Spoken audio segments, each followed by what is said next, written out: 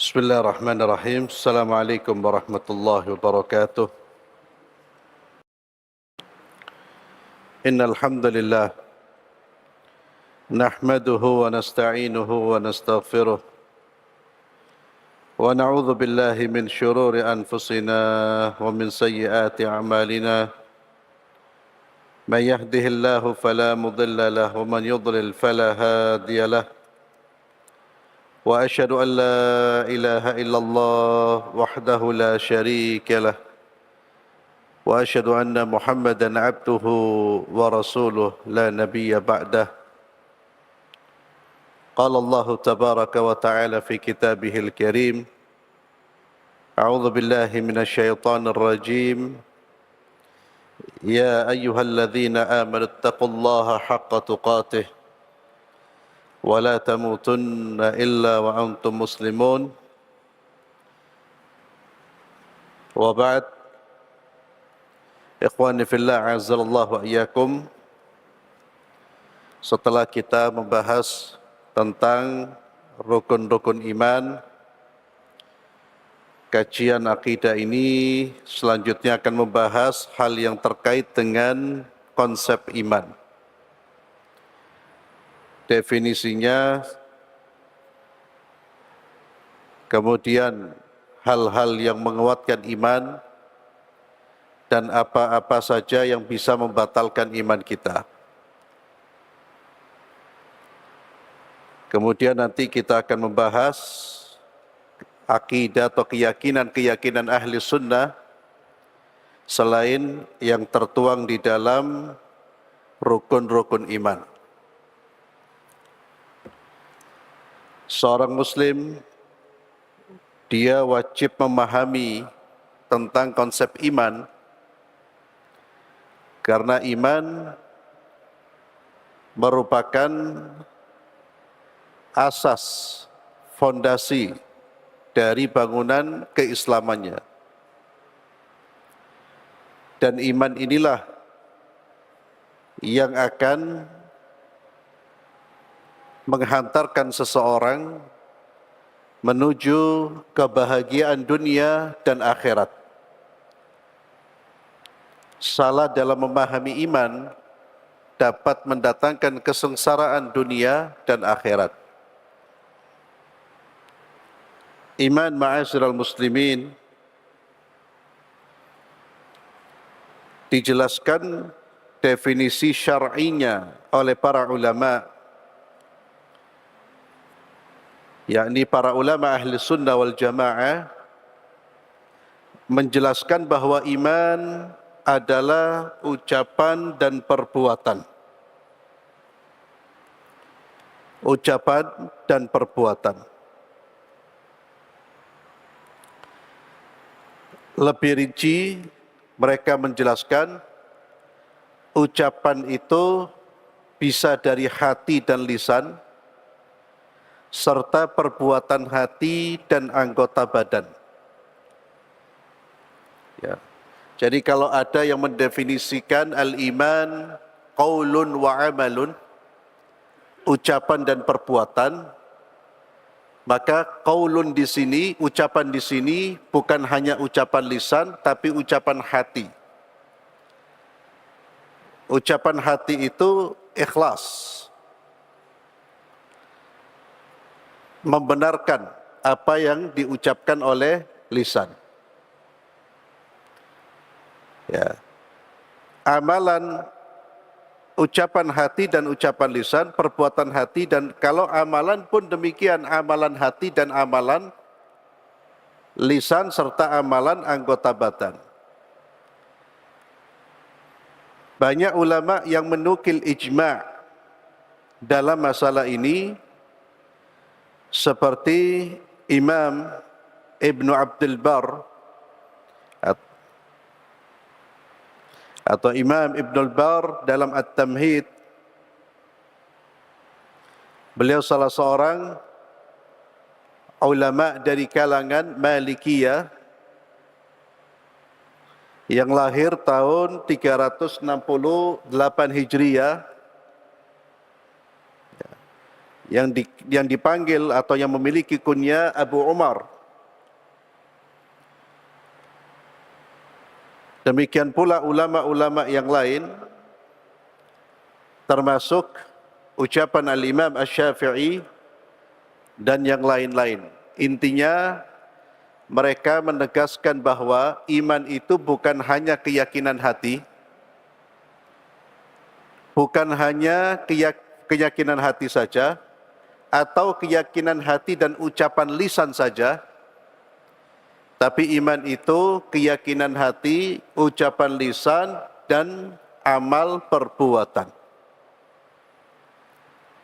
Ini yang membedakan Ahlus Sunnah dengan Murji'ah. Murji'ah merupakan salah satu sekte,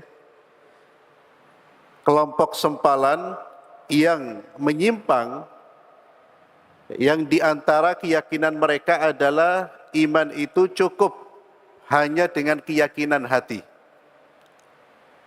Jadi kalau orang sudah beriman dengan hatinya, ya selesai. Dia mau berbuat kafir, mau buat apa, ngomong apa, dia tetap mukmin. Atau di antara mereka ada yang mengatakan iman itu keyakinan hati dan ucapan lisan. Tidak ada sangkut pautnya dengan amal perbuatan. Ini merupakan penyimpangan dalam konsep iman. Ahlus Sunnah menegaskan iman itu keyakinan hati, ucapan lisan, dan perbuatan dalam amal perbuatan.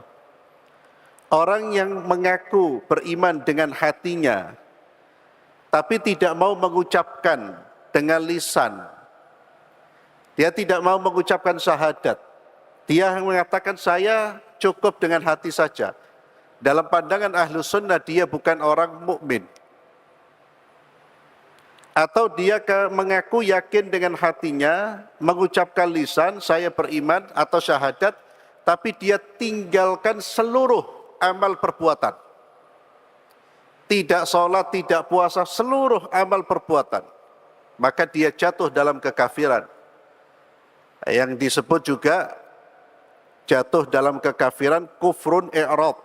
Kekafiran karena dia berpaling dari mengerjakan semua amalan-amalan Islam. Tapi kalau dia masih mengerjakan amalan-amalan dan meninggalkan sebagian, mengerjakan sebagian, meninggalkan sebagian, ini tidak dikeluarkan atau tidak dianggap kafir. Para ulama berbeda pendapat terkait orang yang meninggalkan sholat. Ada khilaf di kalangan para ulama, orang yang meninggalkan sholat, dia sudah syahadat, tapi dia tinggalkan sholat. Dalam mazhab Hambali, orang yang meninggalkan sholat dihukumi sebagai orang kafir. Jika sudah diajak untuk sholat, diajak untuk melaksanakan ibadah sholat, sampai waktu sholat selesai, dan dia tetap tidak mau mengerjakan sholat, dalam mazhab Hambali dia dihukumi kafir. Tapi dalam mazhab yang lain, Syafi'i, Hanafi dan yang lain, dia tidak dihukumi kafir.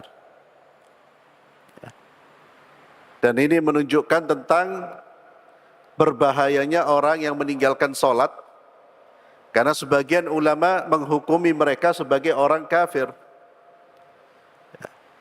Dan yang menghukumi mereka sebagai orang kafir ini memiliki dalil-dalil yang kuat.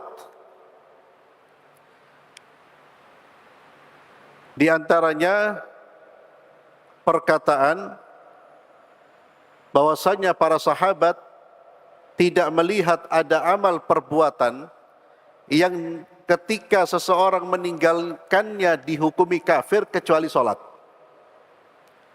Artinya para sahabat menilai orang yang meninggalkan amal perbuatan selain sholat masih dihukumi sebagai muslim. Tapi kalau meninggalkan sholat dihukumi sebagai orang kafir. Ya. Ini terkait dengan khilaf di kalangan para ulama masalah ibadah sholat. Tapi kalau ada orang Islam kemudian berpaling secara total, sama sekali tidak mengerjakan amalan-amalan Islam, maka dia bukan orang beriman. Sekalipun KTP-nya beridentitas Islam.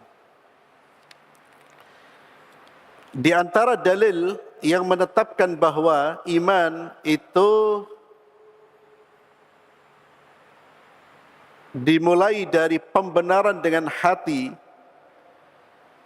adalah firman Allah Subhanahu wa taala dalam surat Al-Hujurat ayat 14. Allah Azza wa Jalla berfirman, "A'udzu billahi minasyaitonir rajim, walamma yadkhulul imanu fi qulubikum." Karena iman itu belum masuk ke dalam hatimu. Ya. Demikian pula di dalam surat Al-Mujadilah ayat 22, kataba fi qulubihimul iman. Mereka itulah orang-orang yang Allah telah menanamkan keimanan di dalam hati mereka. Dan lebih tegas lagi bahwa hati ini harus ikut membenarkan ucapan lisan. Jika hati tidak membenarkan ucapan lisan, maka dia bukan orang beriman. Dalilnya termaktub di dalam surat Al-Maidah ayat 41. Allah Azza wa Jalla berfirman, "A'udzu billahi minasyaitonir rajim, ya ayyuhar rasul, la yahzunka alladhina yusari'una fil kufur." Wahai Rasul, hendaklah janganlah engkau disedihkan oleh orang-orang yang memperlihatkan kekafirannya. Minalladzina qalu amanna bi afwahihim wa lam tu'min qulubuhum. Yaitu orang-orang yang mengatakan dengan mulut mereka, kami telah beriman, padahal hati mereka belum beriman. Ini berbicara tentang orang-orang munafik.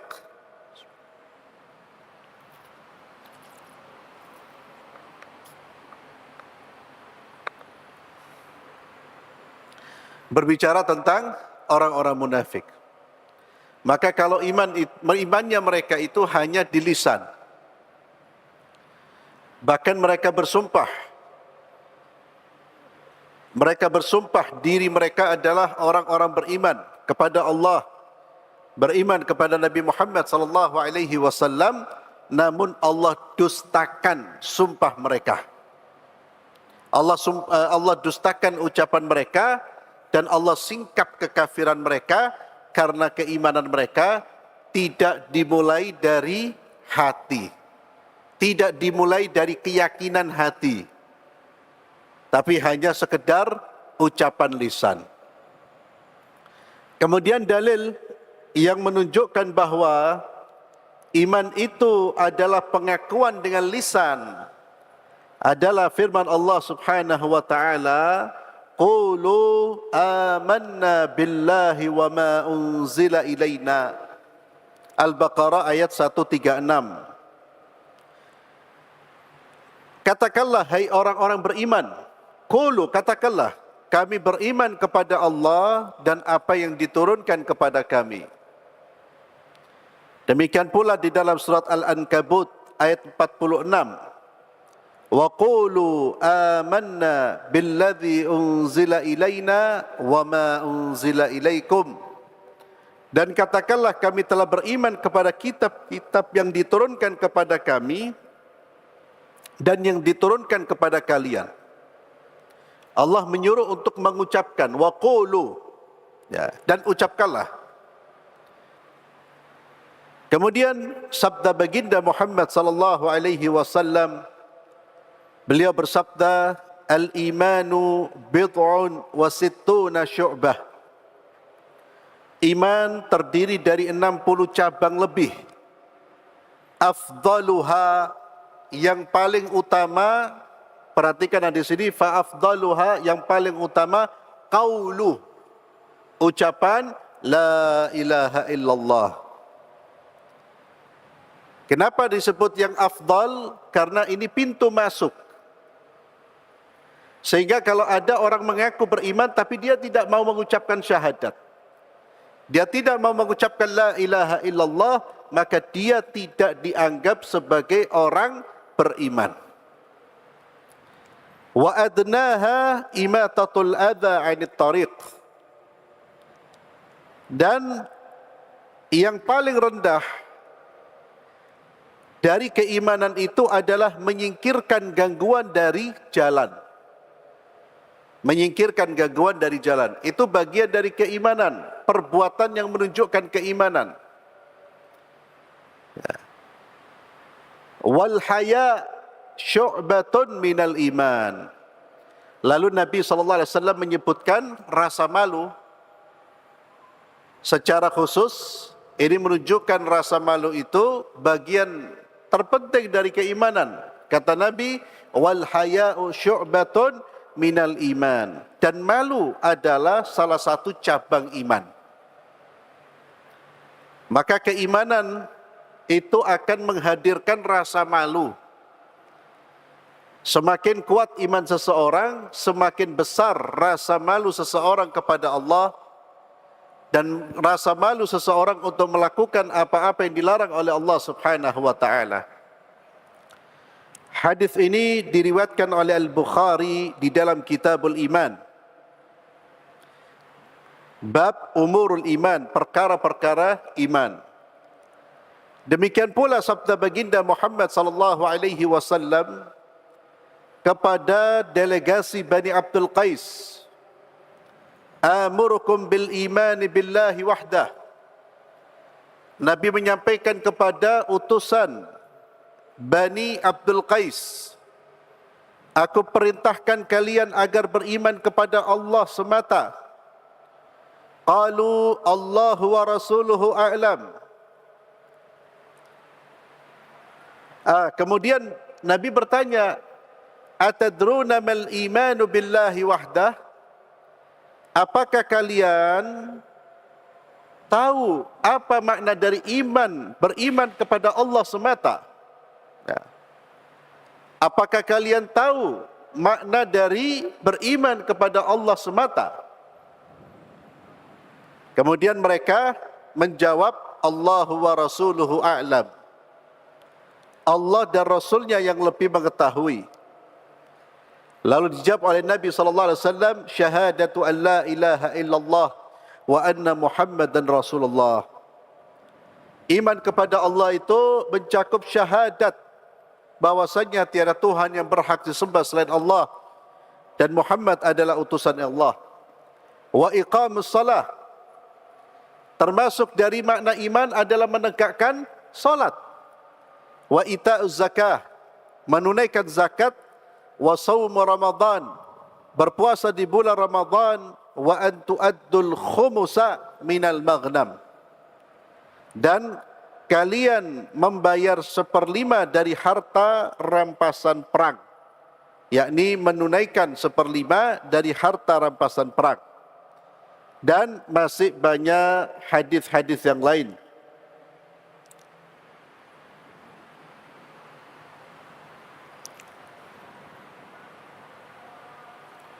Tadi kita mengatakan ini diantara dalil-dalil ikhwani fillah bahwa iman itu juga dalam bentuk amal perbuatan. Ya. Termasuk iman kepada Allah dalam melaksanakan salat. Bahkan Allah Azza wa Jalla ketika memerintahkan umat Islam untuk memalingkan ibadah, memalingkan kiblat mereka dari Baitul Maqdis menuju Makkah. Ketika Allah Subhanahu wa taala memerintahkan mereka untuk menghadap kiblat yang sebelumnya menghadap Baitul Maqdis, ada orang-orang yang bertanya, "Ya Rasulullah, bagaimana dengan orang-orang yang meninggal dunia sebelum dialihkannya kiblat dari Masjidil Haram menuju dari Masjidil Aqsa menuju Masjidil Haram. Bagaimana status mereka? Bagaimana salat mereka? Maka Allah Subhanahu wa taala menurunkan ayat bahwasanya Allah Subhanahu wa taala tidak menyia-nyiakan wa ma kana Allahu liyudhi'a imanakum. Dan Allah tidak menyia-nyiakan iman mereka. Ya. Iman di sini para ahli tafsir mengatakan yang dimaksud iman di sini adalah salat mereka. Allah menyebut keimanan, menyebut salat itu dengan keimanan. Ya. Ini menunjukkan bahwa iman itu diantaranya dengan iman itu mencakup, di antara yang mencakup keimanan adalah amal perbuatan. Dan banyak ucapan-ucapan salafus saleh yang terkait dengan masalah ini, bahwa iman adalah ucapan, perbuatan, keyakinan dan amal perbuatan. Di antaranya apa yang diucapkan oleh Imam Ahmad Ibn Hanbal rahimahullahu ta'ala. Beliau berkata, al-iman, iman adalah ucapan dan perbuatan, yazidu wa yanqus, dapat bertambah dan berkurang. Demikian pula Al-Imam Al-Ajuri menulis sebuah bab di dalam kitabnya Syariah, bab pendapat bahwa iman adalah membenarkan dengan hati, mengakui dengan lisan, dan mengamalkan dengan anggota badan. Dan seorang tidak menjadi mukmin kecuali jika padanya terkumpul 3 perkara tersebut. Ya. Terkumpul 3 perkara tersebut. Dan ini diucapkan pula oleh ulama selain Imam Ahmad, di antaranya Al-Imam Asy-Syafi'i rahimahullahu ta'ala. Dan juga para imam-imam salaf. Ikhwani fillah, azzallahu wa iyyakum.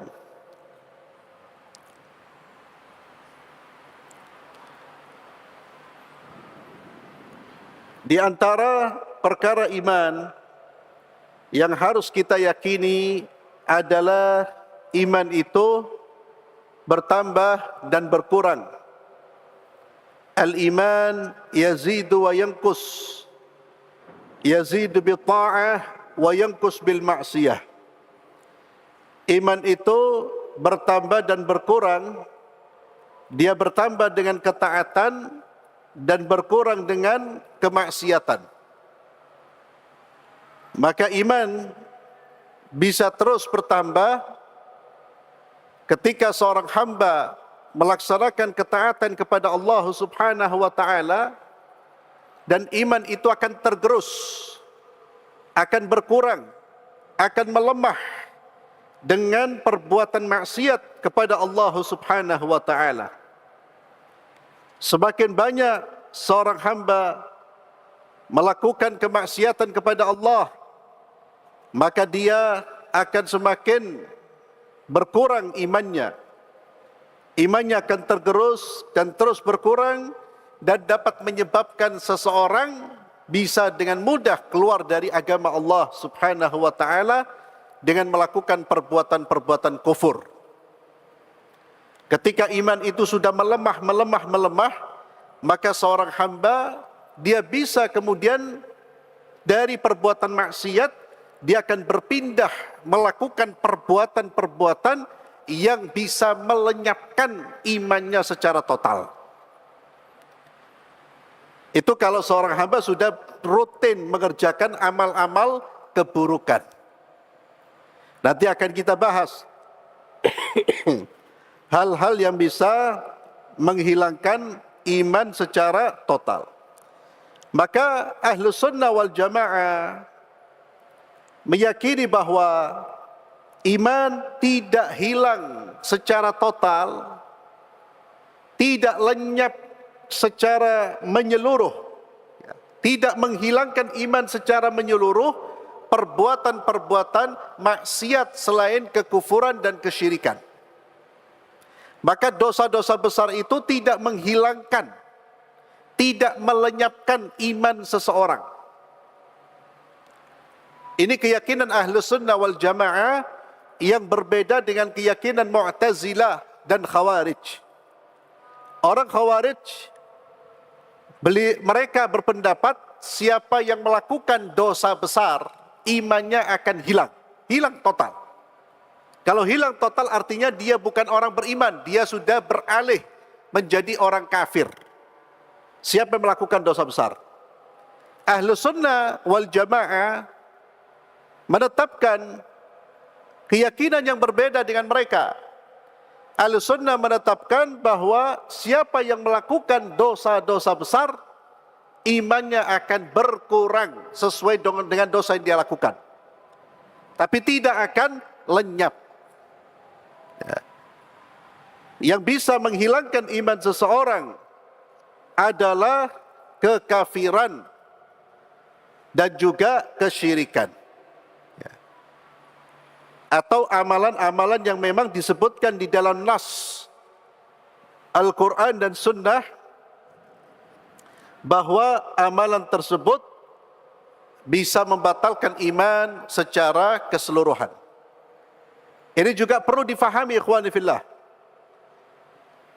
Karena kalau kita salah faham, kita bisa menghukumi orang yang beriman dengan kekafiran. Kalau kita tidak mengerti mana dosa yang bisa menghilangkan iman dan mana dosa yang mengurangi keimanan, kita bisa terjerumus dalam dosa yang dilakukan oleh orang-orang Khawarij. Dosa terbesar mereka diantaranya menghukumi orang-orang Islam dengan kekafiran disebabkan orang-orang Islam tersebut melakukan perbuatan dosa-dosa besar. Bahkan bukan hanya dosa-dosa besar, melakukan perbuatan satu dosa besar, mereka sudah menghukumi orang muslim sebagai kafir. Padahal dosa itu tidak disebutkan oleh Allah dan Rasulnya sebagai dosa yang mengeluarkan orang dari Islam. Ini juga mengapa kita perlu mempelajari nawaqidul Islam, pembatal-pembatal keislaman. Dengan kita belajar, kita akan memahami mana yang memang membatalkan, mana yang tidak membatalkan. Kalau orang tidak belajar, dia bisa menvonis orang dengan kekafiran padahal amal tersebut bukan amal kekafiran. Atau sebaliknya, dia menganggap Muslim orang yang sudah melakukan banyak amal-amal yang membatalkan keislaman. Masya Allah. Doanya apa itu? Subhanalladzi yusabbihu ra'du bihamdihi wal malaikatu min khifatih. Ya. Doanya bukan astaga. Ya. Doanya itu ada doanya. Ya. Jadi kalau antum kaget tadi saya agak siap karena sudah melihat petirnya. Petirnya Masya Allah. Jadi baca Subhanalladzi yusabbihu ra'du bihamdihi wal malaikatu min khifatih. Ya, kalau hujan turun, Allahumma sayyiban nafi'an. Nah, ya. Jadi doanya bukan astaga, ya, bukan Allahu Akbar. Ya boleh mau mengucapkan Allahu Akbar, respon tidak apa-apa. Tapi ada doa yang memang spesifik. Doa turun hujan, halilintar, kilat dan seterusnya. Nah, dan membaca doa itu bisa menambah keimanan kita. Ya. Karena itu adalah ketaatan. Membaca doa itu adalah ketaatan, amal ibadah yang sesuai dengan tuntunan Rasulullah sallallahu alaihi wasallam. Nah. Kemudian ikhwan fillah, iman itu bertambah dan berkurang. Allah Azza wa Jalla mengisyaratkan hal ini bahwa al-iman yazidu wa yanqus. Di antara yang Allah sebutkan terkait dengan masalah ini, iman itu bertambah, yaitu firman Allah di dalam surat Al-Muddathir ayat 31. Wa yazdadal ladzina amanu imana. dan bertambah keimanan orang-orang yang beriman. Ya, maka iman itu bisa bertambah. Demikian pula di dalam surat Al-Anfal ayat 2, Allah Azza wa Jalla berfirman, wa idza tuliyat alaihim ayatuhu zadatuhum imana wa ala rabbihim yatawakkalun. Ya. Orang-orang beriman itu jika dibacakan kepada mereka ayat-ayat Allah, zadatuhum imana, iman mereka bertambah. Dan ini di antara ciri hati orang beriman. Dia akan bertambah keimanannya ketika mendengarkan ayat-ayat Allah.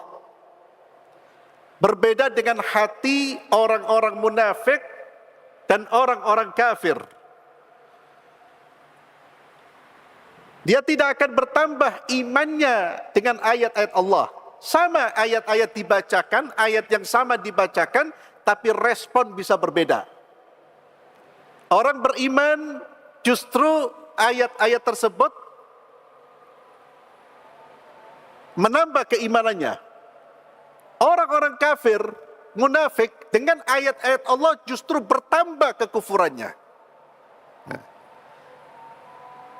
Maka Allah sebutkan orang-orang beriman jika dibacakan ayat-ayat Allah Azza wa Jalla, zadathum imana. Ini materi yang bisa kita sampaikan di malam hari ini. InsyaAllah kita lanjut pada pertemuan berikutnya. Kita tutup majlis kita ini dengan doa kafaratul majlis. Subhanakallahumma wa bihamdik, asyhadu an la ilaha illa anta astaghfiruka wa atubu ilaik. Assalamualaikum warahmatullahi wabarakatuh.